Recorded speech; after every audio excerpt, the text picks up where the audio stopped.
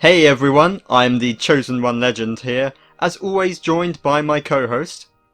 Hi, I'm Kyle, also known as Fascurreyn.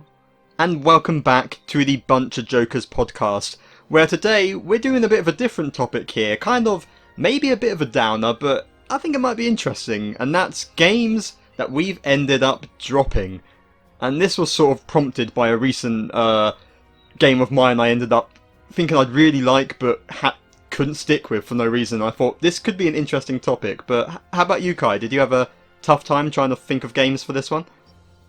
I thought I would, and then as soon as I Mm. went through my library of games, particularly on the DS, I realised, man, I really haven't beaten some of these. Like, wow. And a Yeah. lot of this, I will preface this for my end, maybe it's the same for you, is a lot of these games I dropped purely because I played them when I was like 8 years old and didn't really understand what a video game was half the time. So a lot of my reasoning will come down to that, but there's a couple more recent ones, I suppose, here and there. Yeah, I've actually not gone too far back. 'Cause I figured about like 10 or so, 15 games I've got here that some of them I'll skim through, some of them have more stories to them, like you say. But if I were to include, going further back, I have loads of like crappy license games I played as a kid that I never beat. Things like Chicken Little on the PS2, and I could probably fit about 30 of those if I went too far back. But I definitely see what you mean, but it should be interesting. And to start things off here, we're going to our main, probably the bigger category of them is going to be just in general games that we've dropped and we never ended up coming back to for one reason or another. And I guess I'll start it off with the game for me that prompted this entire discussion, and that is Horizon Zero Dawn. And I feel bad because everyone loves this game, and I've owned it for like 5 years or 4 years maybe at this point. Like got it £7 on sale, and I kept telling my friends, I know I'll play this game soon. Came out, the same time Breath of the Wild, and everyone loved it and was like, oh, this is up there with that. And then I ended up putting it down after like 5 hours. I was like, oh, okay. But Oh, that's surprising because it's rated yeah, so highly, you know? exactly. And it's got things. I know this is not an exact comparison, but people compare it to Breath of the Wild. In that Archer game, explore open world, sort of sci-fi stuff in a fantasy environment, sort of thing. Like, there's all the things were there for me to love it, and I think part of it was just I didn't particularly care much for the characters. I wasn't engrossed in the story yet. Aloy's fine, but she's kind of a bit bland. I didn't find anyone that interesting. And it's very wordy, and this is coming from visual novel guy over here, who, thanks to you guys, I've been getting into.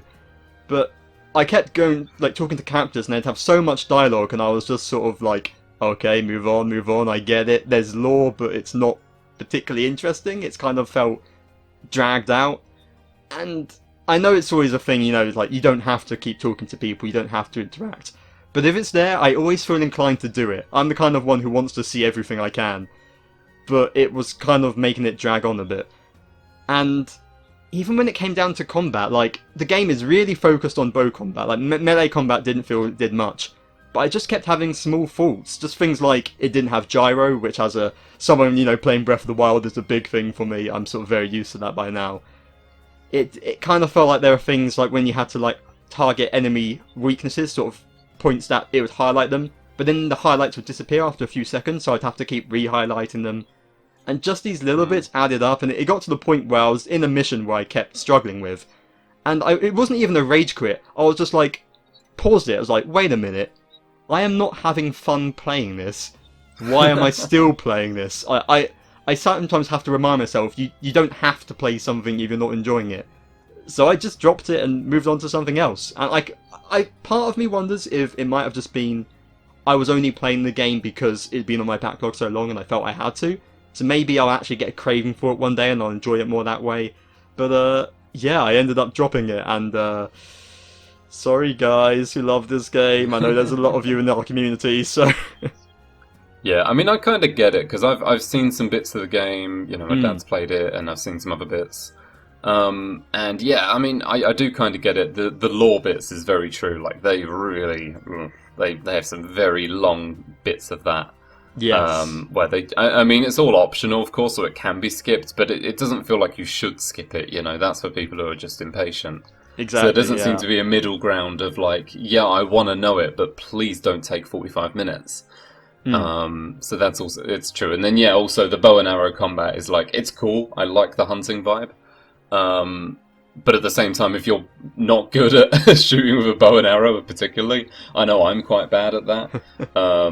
I can just imagine that being so infuriating gameplay-wise to be like, I want to enjoy this, it is cool, but it's just not working in some places. Yeah, it just felt like they kept. I didn't feel like I had all the right resources to fight some of the enemies it was throwing at me. They kind of. It was very much like dodge, melee a bit, and use an arrow from afar, dodge. They took loads of hits as well. They kept taking like damage sponges, and maybe I wasn't upgrading right. I wasn't a fan of the whole, the upgrading things where you have like a limited inventory as well, which kind of got annoying at a certain point. It just kind of resource management's never my strong suit, and that was an element to it as well, which I didn't particularly vibe with. So it's not like I think it's like objectively bad or anything, but it just the way that the game moved just didn't click with me at all. And funny thing is, for the first like hour or so, I did like it, but the moment it started getting a little bit more to it, I felt like my upgrades weren't meshing with the upgrades of the enemy difficulty, and I just sort of dropped it because of that. But maybe one day I still want to try it eventually, but I uninstalled it, so not anytime soon. But have you got Interesting. what's one for you, Kai? What do you want to start off with? Well, I've got a couple of huge ones and then a lot of Hmm. smaller ones. What do you should we? I've got two sort of big ones and then a lot of little ones to talk about. So where do you think Why I should start? why don't you give us one of your big ones to start with, then we'll go through some smaller. Okay, this one's going to be very big and Uh-huh. very relevant. Let's rip the band-aid off. Xenoblade X. Oh 'Cause I've yes, still never beaten that. Have you played it, or did you never buy it? I can't remember now. I have beaten it. Yes, Oh, but you have? Oh my god. barely. I was struggling a lot. I mean, this is when I was worse at video games for a start. But like, I barely made it through like the final boss, just like sacrificing all my skills in the process. And there was even one point in the game where I did drop it for a month because I couldn't beat a boss fight. And funnily enough, when I came back to it, I beat that boss fight first try, which was weird. But yeah, I can see why. But do proceed. Yeah, I mean, so for a bit of backstory, when I got Xenoblade X, I was very hyped because I think I had gotten it for a Christmas, like the Christmas after it came out. Same. I was like, oh my god, it's like Xenoblade, but there's like huge flying mechs. This looks cool. Keep in mind, this came out when I was like 13. Yeah. And I was like, wow, this is cool. Let's get it. Got it on Christmas. Played it. I think across the course of the of Christmas Day and the 2 days after, I think I must have played a total of about like 25 hours maybe. I played it intensely for those 3 days because it's, oh my god, Xenoblade stuff.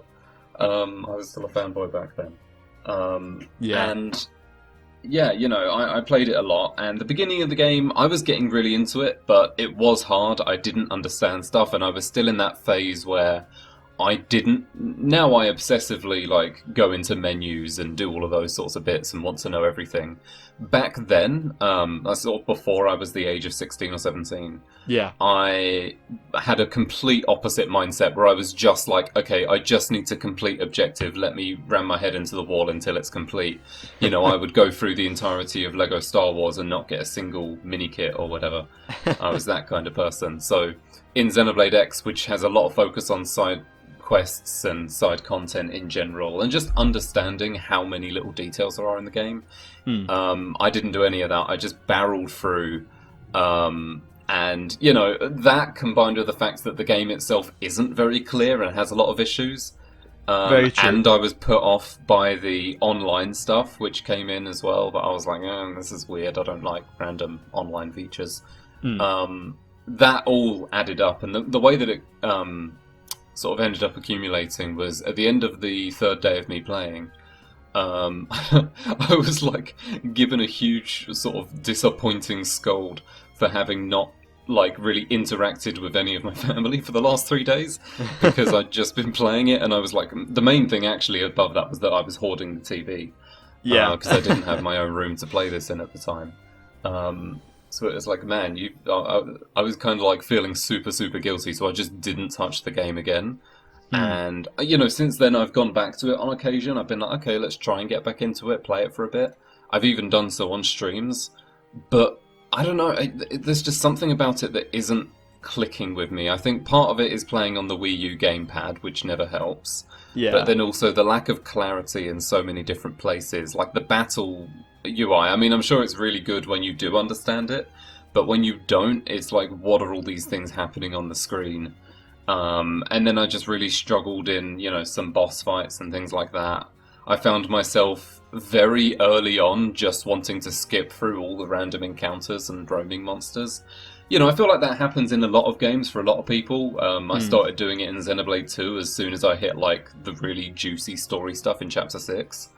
But I was doing this in Xenoblade X from, like, the very beginning of the game. And I don't know, there's just something about it that still hasn't clicked with me, where I'm sure if I did go back to it and fully committed myself, I probably could finish it and beat it. I don't see why not. I never even got to the point of Skells, so I've never actually tried them.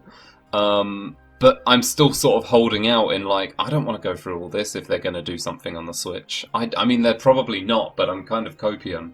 So I'm in this weird limbo now of, I never beat it, and I definitely should have, because I'm obviously like 100% in the other three.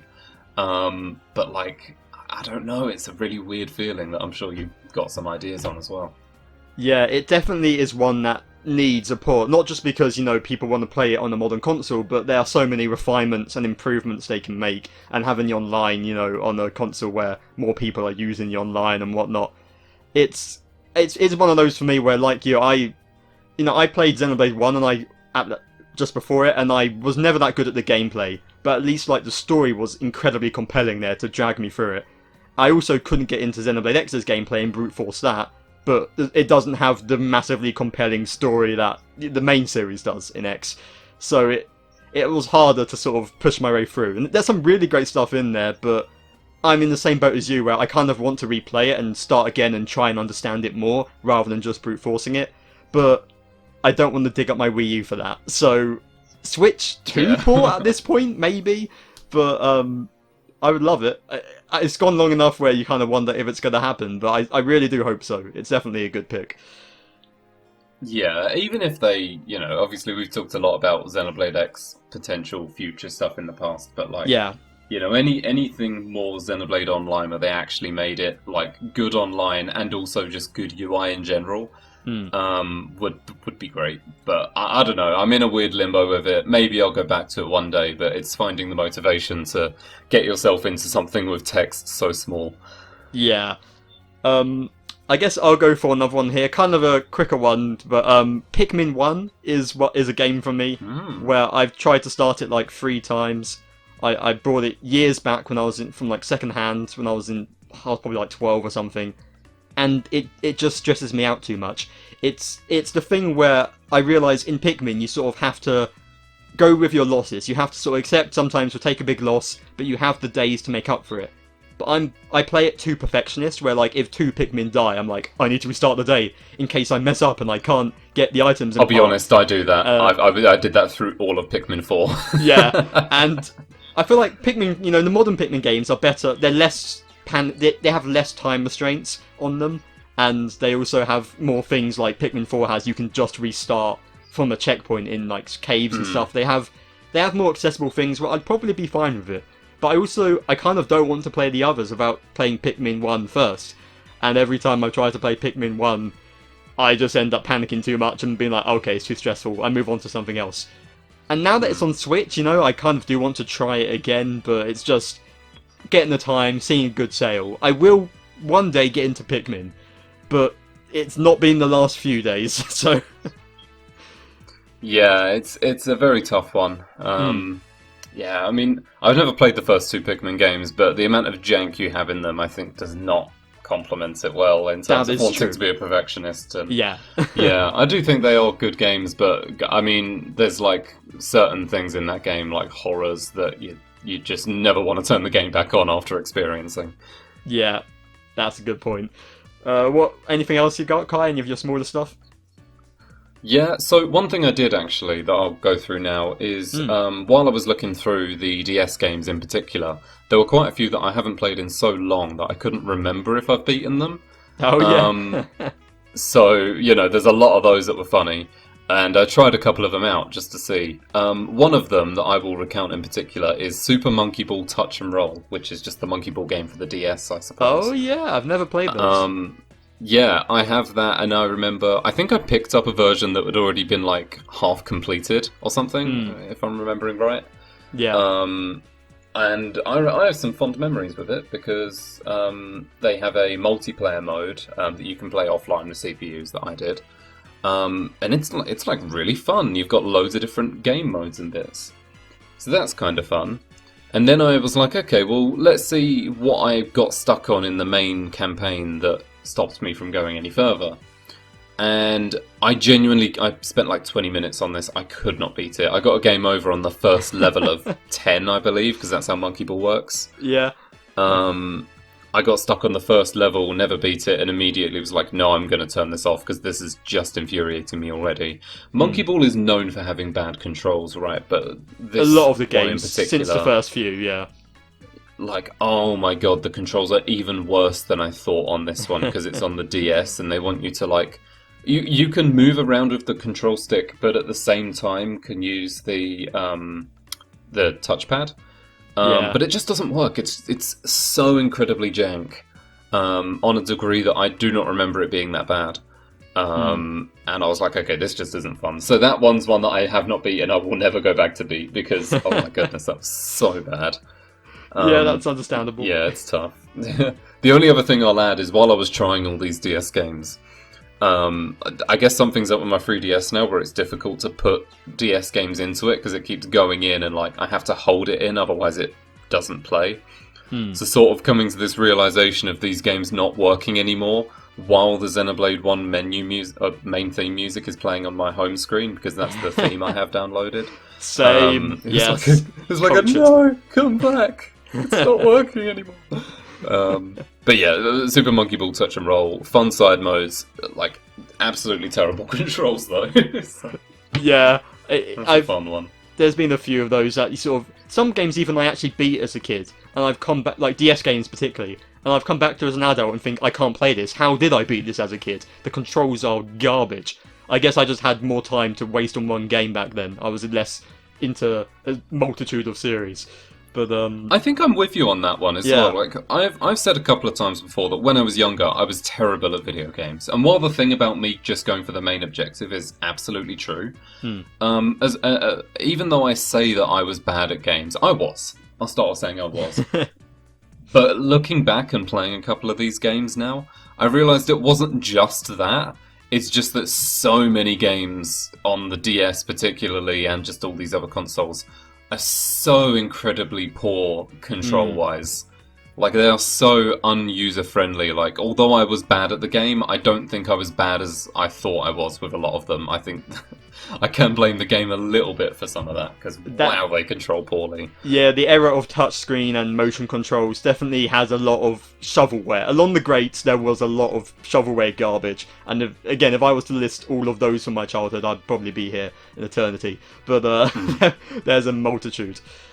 But two games I'll quickly go over because I've mentioned them before on the podcast that I dropped. One of them is Fire Emblem Sacred Stones. I think I mentioned last podcast actually, where it's just because I have it on the 3DS where there's no you can't make save states or anything like that, which means I really miss the elements of modern Fire Emblem of being able to rewind, and do stuff. And I'm like with Pikmin, I'm too perfectionist to just accept a character death and move on. So I end up replaying it a level until I get bored of doing that and giving up. So maybe I'll play that if they add it to NSO. I know they added the other Fire Emblem to NSO, so that's on my playlist. Which I know you mentioned last time, Kai, so if you want to hear Kai's thoughts on that, check out the last month's podcast. But the other one is Sackboy's Adventure on PlayStation. Oh, okay. Which I did talk about a little bit. Basically, it's a platformer. It's in like the world of Little Big Planet. It ticks all the boxes of games I should really enjoy, but I made it 5 hours before just realising I wasn't having any fun with it. it just all felt a little bit off to me. It never, as someone who's played a lot of platforming games, it just, none of them felt right to me. All the movement felt slightly off to what I was expecting.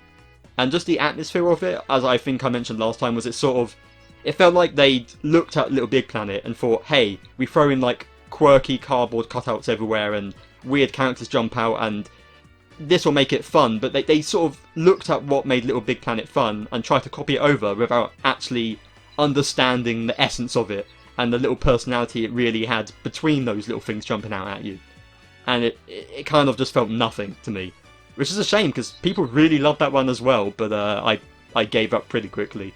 And I don't have my PlayStation Plus subscription anymore, so I can't even go back to it. But, yeah, those ones both ended pretty quickly. Any other small bits you got, Kai, or...? I will add as a small note, I'm pretty sure I never beat Little Big Planet 3 that I was playing with my dad, like 5 years ago. Oh, really? That literally never came to mind. I think I got to, like, just before the final boss and then we stopped, but I can hardly remember, so I won't go into detail on that. What other ones are there? There's a couple small ones I can knock off quickly, ones that I have played almost nothing of. Mario Maker 3DS. Now, I've played a lot of Mario Maker 1 and 2 on the Wii and Switch. Apparently... You're one of like 5 people, surely. Yeah, I got it on the 3DS. I got it as a Christmas present that I didn't ask for. It might have been from my nan or something. I don't remember. Yeah.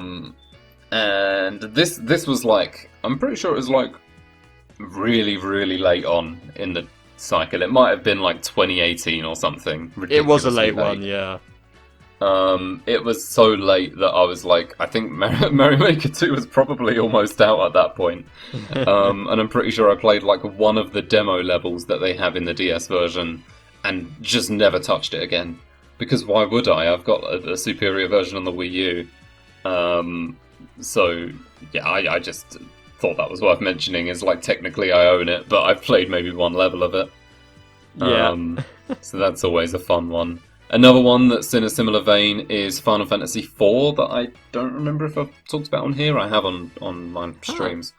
I didn't know that one. Final Fantasy IV for the DS. It's not originally on the DS. Yeah. It's originally on something else that I will check.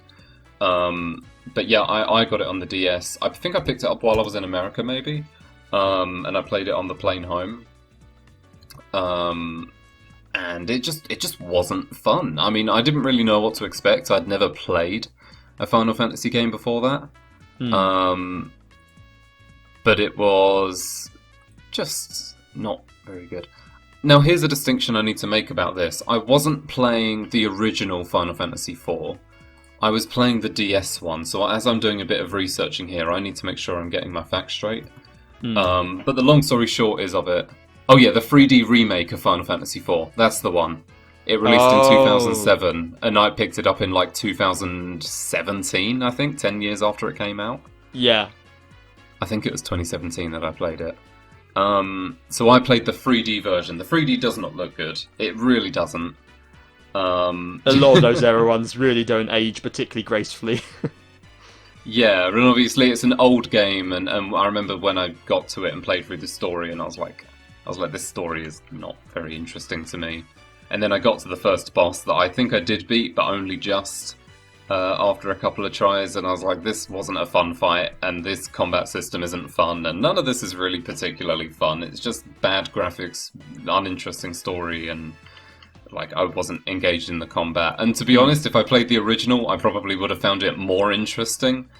But I don't know, the whole thing just kind of put me off, so I played up to the first boss and then closed it out there, and I've not touched it since. Yeah, I don't know if our resident friend and Final Fantasy fan Oliver is watching this, but he might have some thoughts on that. I'm intrigued. Again, this was another one. This was just before I kind of gained my sense in terms of understanding games rather than just go point A to point B. I know the feeling. Yeah. So this is another one where if I played it again, like, maybe my mind would change. But I'm still not particularly a huge fan of the way that Final Fantasy games do their combat in the older ones. Something about like having to do quick menus, I think, can work in some cases. You know, in a sense, like Xenoblade 1 and Ni no Kuni and stuff, they're all kind of quick menus. But this is on another level of different stuff, and I don't know, it's never clicked with me. It's never clicked, but Yeah. that's not to say that I think that the original Final Fantasy IV is bad, and I'm sure I would enjoy other Final Fantasy games if I played them. Just not this one. Maybe check out the Pixel remasters one day. There's too many games to play, so I'm not sure I ever will. But no, it's a good point. They're up there. People do like them. But yeah. I guess for me, I want to mention here 2 games that are both huge games that I actually put a decent amount of time into, but never really got around to finishing them. First of which is one I know you've played lots of, Kai, and that's Skyrim. So it's I was going to mention that at the end, actually. That was my big really? one. Oh, interesting. Yeah. You've never beaten Skyrim, have you?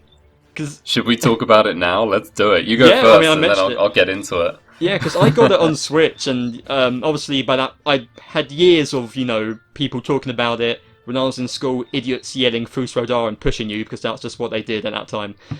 So I thought eventually I should try this game myself, and it came to a Nintendo console. I was like, sure.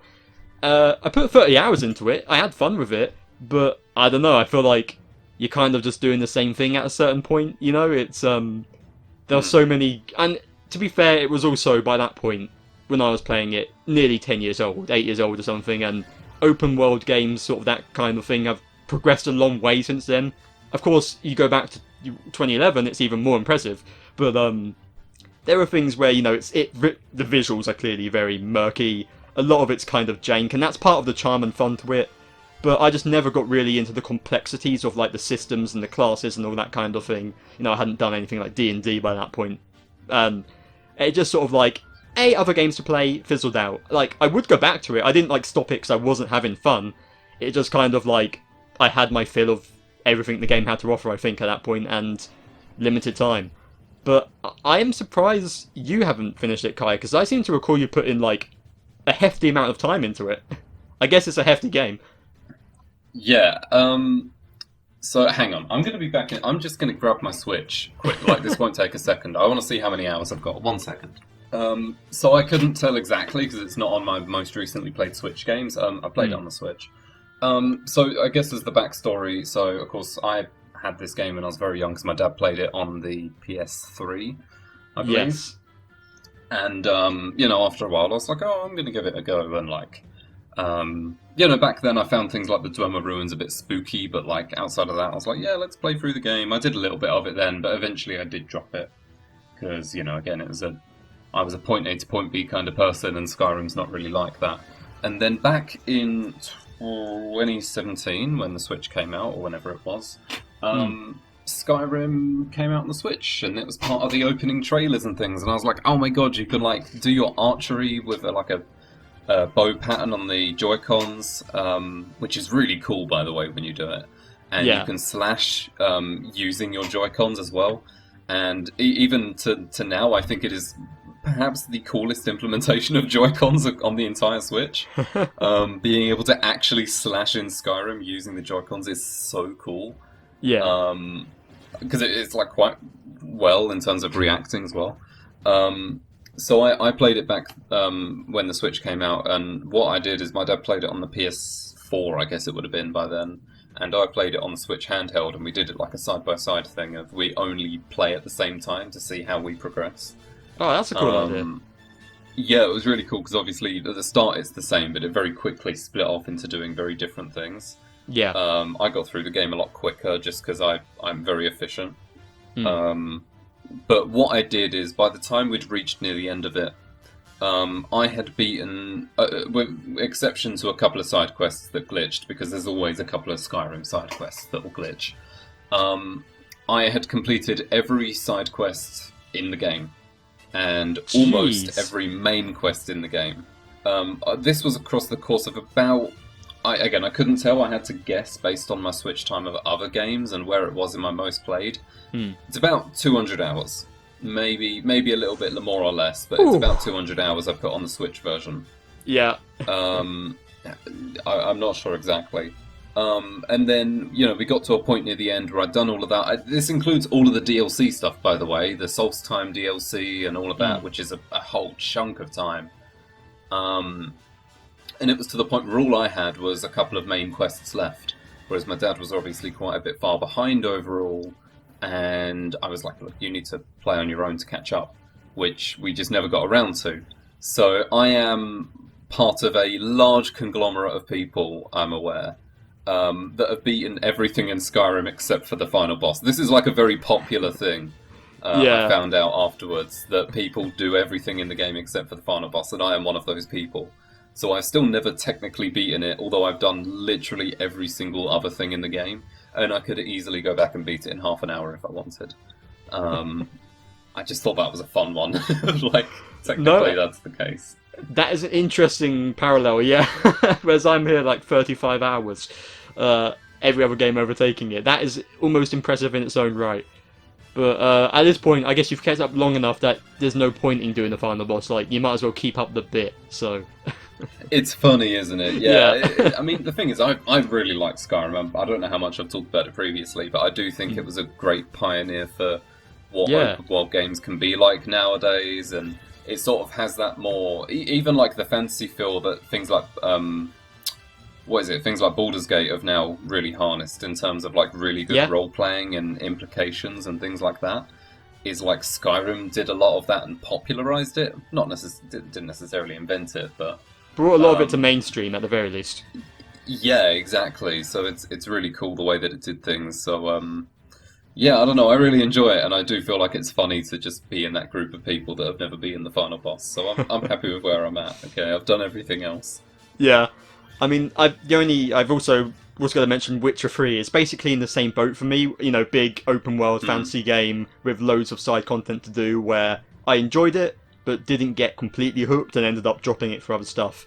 But it's literally like the exact same Skyrim syndrome for me, of these games that are too big almost, where it kind of makes sense eventually. Even as you put hours into them, it's easy to fall off of. But I have one more big game for this section. Do you have anything else of games you've dropped completely?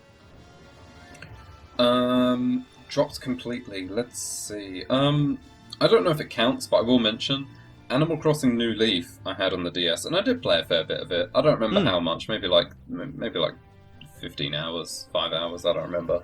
But I remember dropping it at first because the way that you have your character made at the beginning of the game is through just a bunch of questions, and then it kind of like randomizes your face that way. Yeah, and I hate it gave that. me a really dumb-looking face with like these really circular eyes that just kind of creeped me out. And looking back, I actually realised a lot of the eye options in New Leaf were bad. But this is true. Just having an ugly character really threw me off. And then from there, I was like, I think I restarted a couple of times, but it never really stuck. And then I just played New Horizons when that came out. So yeah, that was a funny one. Yeah, that's a fair one. I never understood that decision. I'm glad they changed it for New Horizons. But the last one I want to mention in this part is Tales of Vesperia, which I mentioned. I did talk about it years back on the podcast. You know, this is like a huge RPG, and I got like 55 hours into it. It's still, you know, it's one of my most played games on Switch. You know, it's in the top 20 or something maybe. But I ended up dropping it because it just went on too long, and it's weird because I was really enjoying like the story. I loved the characters. Like, I had a really strong cast of characters. I enjoyed the story elements, but it's one of those where it kind of felt like it kept on. It almost felt like a TV series where it was split up into seasons, where there'd just be like a new villain and like a new arc and a new trouble, and it kept building up without any sort of goal. It felt a little bit listless in its aim.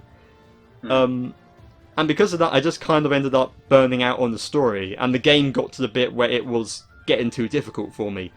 And I just wasn't... I thought the gameplay was fine from the beginning, but I never really gelled with it. It's kind of like action. It almost plays like a 2D fighter with RPG elements in a weird way when you get into combat. But I was like, when it was at the start, it was just basic button mashing. I was like, yeah, this is fine, I'm having a good time. 50 hours in, when it got tricky, I was like, I'm not good enough for this.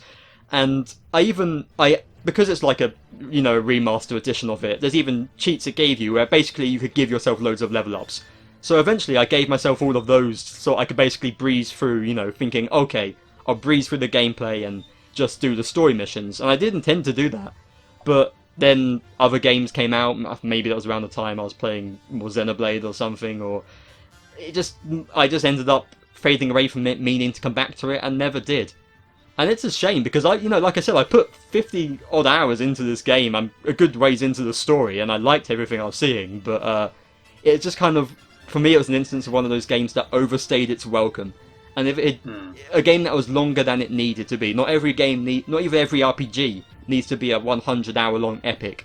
And I think if it had just been like a 40-hour more contained story, I would have been looking at it a lot more fondly because I would have actually beaten it. So. Yeah, no, that's a fair point. It's an interesting one. Yeah, I think it's sort of a common complaint people get in these longer RPGs. This just happens to be the only one for me that I've fallen into that trap for. But, I mean, people find it with Xenoblade sometimes. Not me personally, I love all the story moments and that, but it's... Any game that, breaches the 50-hour mark, it needs to really grip you to keep you going the entire time, I think. So, I will say that has, in a sense, happened with me when I played Xenoblade 1 for the first time on the 3DS. Is like, I have this certain...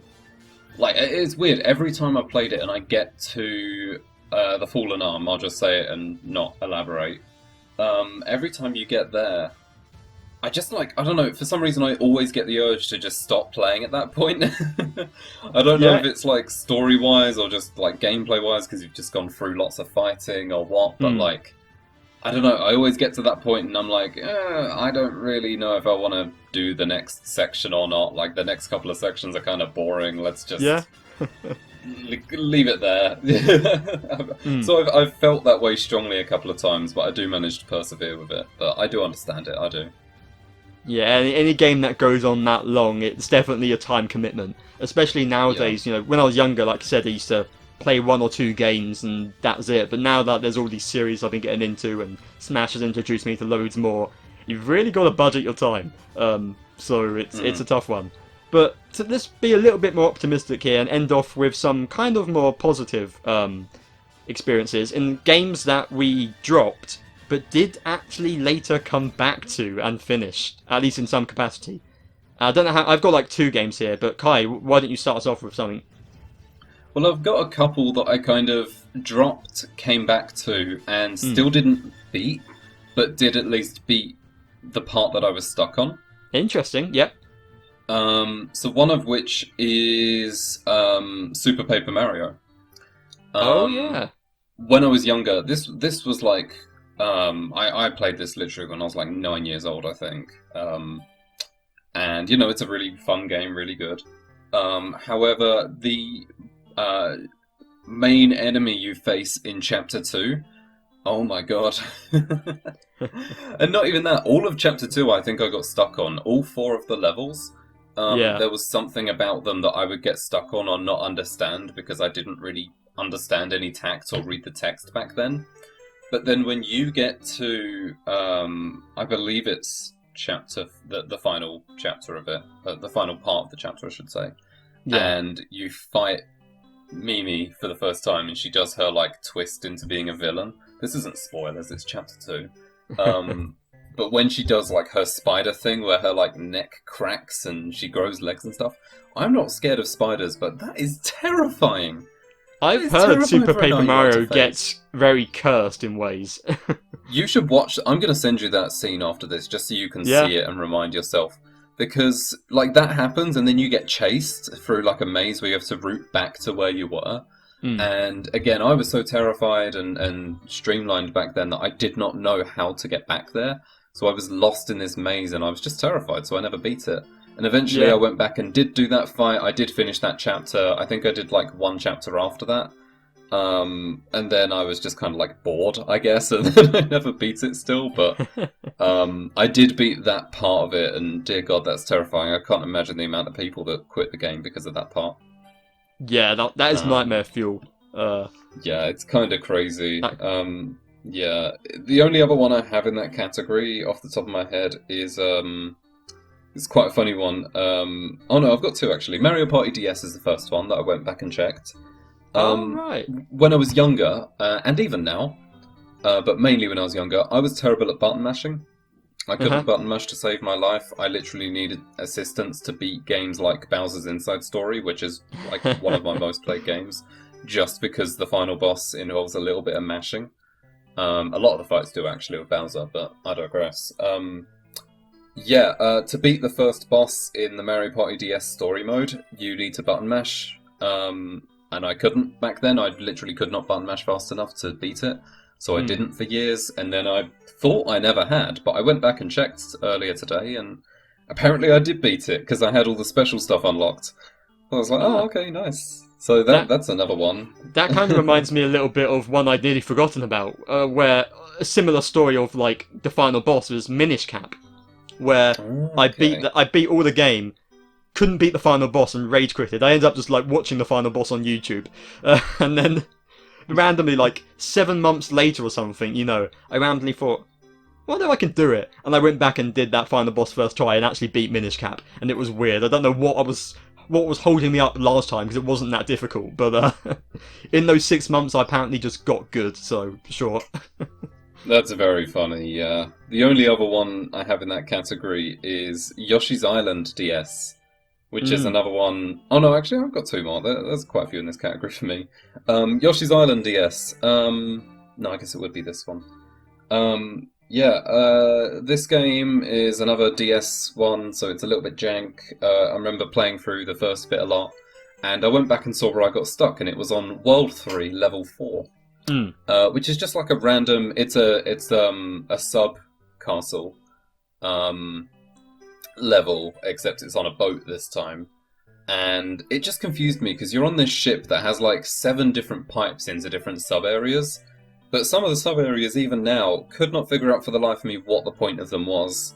Other sub areas were just obnoxious, and the way to beat the level was in a random one of these sub areas. There's just like a bunch of random pots, I guess, and I didn't know, but if you push these pots down a tiny ledge, then they break and a key and a key is found, and you need that key to beat the level. But like it's the most random, mundane thing. It's like I don't even know. You know, there's some Mario games where if you ground pound the ground, you get like a coin. Yeah. It's like if there was a level required key that you got from ground pounding a random flower out of 50 that appear in the level. It was that kind of vibe, and I was like, that's just bad. I was like, that's poor, but I did go back and beat the level about an hour ago, so I guess I've done that now. I'm still not going to beat the game, but I have done that one level now, so that's the bane of my existence done. At this rate, you might finish the game before you die, maybe, you know. It's possible. Yeah, exactly. I'll throw one in here, which is Hollow Knight, actually, which I talked about on the podcast, like playing it the second time, and I really loved it. And it's one of those where the first time I just kind of...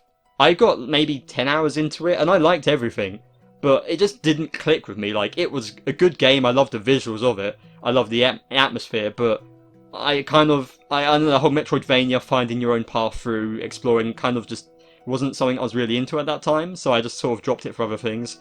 And I was only really incentivized to watch it, to replay it, when I was watching our friend BModDuck stream it, which he did for a little while a few years back. And that sort of got me feeling, I should go back and finish this. And lo and behold, I did, and I loved it this time. I actually managed, like, all the game systems suddenly just clicked in my mind. And although I didn't do, like, all the extra stuff and side content, I did beat the game, the main story. And now I can join the trend of waiting for Silksong to never come out. But I thought waiting as long as I did, maybe I'd skip that, but apparently not. But yeah, it's kind of ones where just giving it a second, sometimes you just need to be in the right mindset to play a game, and suddenly you enjoy it more the second time for some reason. It's funny how that kind of happens. Yeah, no, that's fair. I think that's quite a common thing, isn't it? You just see someone else do it, and you think, yeah, go on then, let's give it another go, sure. Yeah. I also feel like in some cases I've felt like I don't want to go back and do it for that reason, though. Like Super Paper Mario is a good example where I found out how to beat that boss, I did it, but then I thought, well, I've seen like 7 playthroughs of Super Paper Mario at this point. Yeah. Can I really be bothered to go through when I know exactly what's going to happen? So I think I don't know, there's some that kind of fall under that for the opposite reason. No, I see, I've had like some, like recently I sort of tried replaying A Link to the Past, and I have beaten that game before, but I feel like I've seen people like race through it in different ways and do randomizers and stuff over the years, and I feel like I've almost seen everything the game's got to offer, so I just didn't feel motivated to keep playing it in a way. I do see what you mean. the last game that I have to mention here is one that I didn't talk about on the podcast, but I did beat just a few months ago, and that is Hades, where I picked it up just after sort of the Game Awards, and it was like nominated for loads. It was sort of the big thing. Roguelikes just intimidate me too much, of doing the same thing over and over again, and and getting beaten down by it because it's tough, and making like incremental progress each time. Yeah. It sort of wore me down, but I had a bit of a period where I was just waiting for, I think it was Final Fantasy VII Rebirth to come out, and I had like a week where I'd finished the last game I was playing. I was like, okay, I'll start Hades again, and maybe it'll click with me this time. And again, even the first time, I loved like the vibes of it, the music, the atmosphere. But this time, I guess felt more motivated. For some reason, everything about it felt like I'm getting close. I can actually beat this. Because the time that I dropped it, I actually got to Hades himself and then died, and that's when I left it off. Because okay, I just got distracted and never came around to it again. But this time I actually got to him a lot quicker. I was like, maybe I can actually do this. And literally the day before Rebirth came out, I actually did it and managed to beat Hades. I was like, oh shit, that is perfect timing. Now, technically, people will tell me I haven't actually beaten the game, because to truly beat it, you have to beat it with each weapon, and maybe I'll get to that eventually. But you beat it. I beat Hades. I killed the main boss. Yeah, that counts for me. So that was a fun one where it worked out perfectly in that 1 week. I thought I'll give it a try. I have a week, and I beat it just exactly within that week. So I was like, sure, I'll take it. That's perfect timing. Yeah. Yeah. But oh, brilliant. Anything else you want to mention, Kai, before we end off? I've got a couple I'll breeze through, yeah. Yeah? Super Mario 64 DS. I didn't think I'd beaten it for some unknown reason. I went back and checked. Apparently I did. At a later point, so that's fun. I think I used to get stuck on things like trying to figure out how to get Luigi. Yeah. I don't really remember, but I have beaten that. Spirit Tracks is another one. I think I beat this like shortly before starting the podcast, maybe actually, so I just barely didn't get to talk about it. But when I first picked it up, it was like my first proper Zelda game I played, and I got stuck at like, I don't know, one of the really early dungeons or something, and I'd kind of dropped it, but I've since gone back and beaten it properly. Now that you mention it, I think I might have done the exact same to Phantom Hourglass. I'd forgotten about it, but I think I got to like a tricky point and then came back to it later. I guess it's just that DS, they have some obscure things in the DS Zelda games, so especially for a kid. They do. So that was a fun one to come back to like 5 years later, yeah. As for other ones, Sonic Colors. I own Sonic Colors, and I played like half of it in one day, and then I got to, I don't remember where. It was the zone that has like industry stuff, I think, if I remember right. And like there was just one level that was vaguely annoying because I don't like Sonic controls. Yeah. Or like the platforming isn't particularly fun, and there was a lot of platforming in this level. And I think I must have been like 14 or 15 when I played, and I was like, this is dumb. I was like, I'd rather play something else, so I just stopped playing it. Similarly, Donkey Kong Country Returns is one of the oldest games I own on the Wii. Interesting. I barely beat that one. Classic. I barely did. It's tough. It is, yeah. It's a very difficult game off the bat, which young me wouldn't have liked. But I just found, I even went back to it, I think 2 years ago maybe, and I just don't enjoy it. Like, I mean, there's a lot of games I can't be bothered to do, but I went back to this one and thought, I actively do not enjoy this game. Yeah. The controls infuriate me to no end. They just don't seem to work or make sense on a Wii remote. I didn't, as much as I do think some of the level design is good, a lot of it was just annoying and nothing else.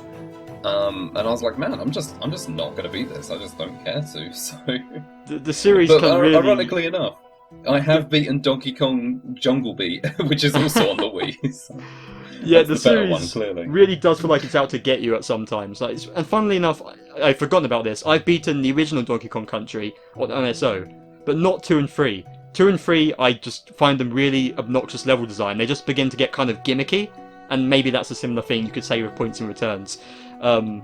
Whereas, which is weird because everyone loves Donkey Kong Country 2, but that one I'm like, no, one's just the purest simple one, and it's kind of the best for it. But also play Tropical Freeze if you ever get the chance. That one's amazing. But Yeah, exactly. And I think there's only one more I have left to say, and this is a collective one that I'm going to speak on both of our behalves. We are not going back and finishing Kirby the Amazing Mirror. It's Okay, not yeah, happening. true. We Oh, played it's it, we pain. got stuck. I've even looked online at like the guide for the maze and stuff. It's dumb. It's a dumb thing. It doesn't work. It's a cool concept, but It like, is. man, there are better 4-player co-op games like Four Swords. Like, this game is not worth it. It's so confusing. As well as just So the we're never beating obscurity of trying to find your way around the map, it's just... I think Kirby's meant to be an easy series, but the thing he struggles with is there's no good defense options, really. Like, it's hard to defend yourself against enemy attacks. And they throw some really big stuff at you, and you're just dying over and over again, and it... Oh, man, yeah, pain. Yeah, exactly. So I think that's all of them. That's all I've got. The only one... I'm going to end on one that doesn't really fall into any category, but it's just kind of funny. Is that Yooka-Laylee in the Impossible Lair. I beat everything in the game, but then rage quit the final boss and never came back to it. It's... I did 100%... I kind of like you with Skyrim, except rather than just not doing it because funny, I didn't do it because bullshit. But I like 100%ed everything in the game. The final area was still too difficult for me and like just obnoxious. It's like it's made to be unfair. It's called the Impossible Lair, and the whole thing is you build up.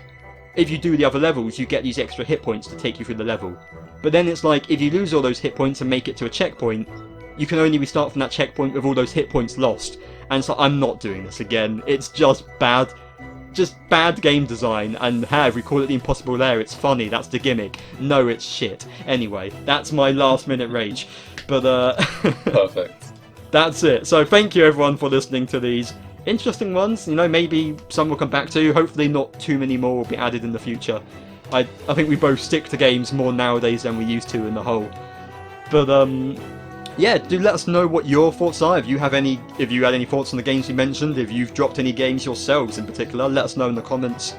And of course you can find us here on BunchaJokahs for more random discussions and gameplay videos, as well as monthly discussions on all the gaming news, first Sunday of each month. You can find it all here on BunchaJokahs on YouTube for video versions, or audio-only versions on Spodcast, on Spotify and other podcasting sites.